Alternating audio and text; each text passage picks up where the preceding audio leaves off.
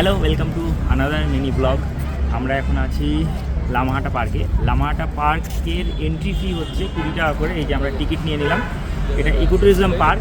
এখানে মানে এই জায়গাটায় আসলে আপনার মনটা সবুজ সবুজ হয়ে যাবে, মানে একদম পুরো ইয়ং হয়ে যাবে, কারণ চারিদিকে শুধু সবুজ এবং সবুজ। ওপরে আছে কিন্তু দারুণ সুন্দর পাইন ফরেস্ট এবং ওয়াচ টাওয়ার। এখান থেকে পুরো কাঞ্চনজঙ্ঘা দেখা যায় যদি ক্লিয়ার থাকে ওয়েদার। ওপরে আছে একটা স্যাক্রিড পন্ড, অনেকে লেকও বলে।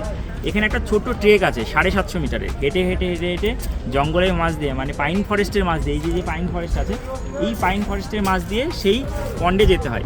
আপনারা যদি চান যেতে পারেন, আমরাও যাব। এখান থেকে হেঁটে যেতে মোটামুটি 20 মিনিট মতো সময় লাগে, আবার নামতে 10 মিনিট মতো সময় লাগে। এই টাইমটা নিয়ে এখানে আসবেন, আমরাও এই টাইমটা নিয়ে এসেছি। জায়গাটা বেশ দারুণ সুন্দর। চলুন একটুখানি মিউজিকের সাথে এই জায়গাটাকে দেখিয়ে দিই। এই লামাহাটা পার্ক আসার জন্য অবশ্যই আপনাকে শিলিগুড়িতে পৌঁছাতে হবে। সেখান থেকে গাড়ি ভাড়া করে সোজা আপনাকে আসতে হবে রোহিণী, কার্শিয়াং ও সোনাদা হয়ে জোরবাংলো। সেখান থেকে ডান দিকে রাস্তা সোজা পৌঁছে দেবে আপনাকে লামাহাটা পার্কে। আশেপাশে থাকার মতো অনেক হোমস্টে আছে। মাত্র 1200 থেকে 1400 টাকার মধ্যে আপনারা এখানে দৈনিক 4 বেলা খাওয়া সহ একজনের থাকার ব্যবস্থা করতে পারবেন। রুম থেকে দেখা যাবে সুন্দর একটি কাঞ্চনজঙ্ঘা। আপনারা যদি এবার লামাহাটা ট্যুরের প্ল্যান করে থাকেন তাহলে অবশ্যই এই হোমস্টেতে থাকতে পারেন। ভিডিওর স্ক্রিনে ও ডেসক্রিপশনের নাম্বার দেওয়া থাকবে।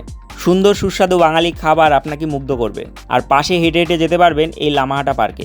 এরকম ধরনের ভিডিও আপনার ফিডে বারবার পাওয়ার জন্য অবশ্যই আমাকে ফলো করে রাখবেন।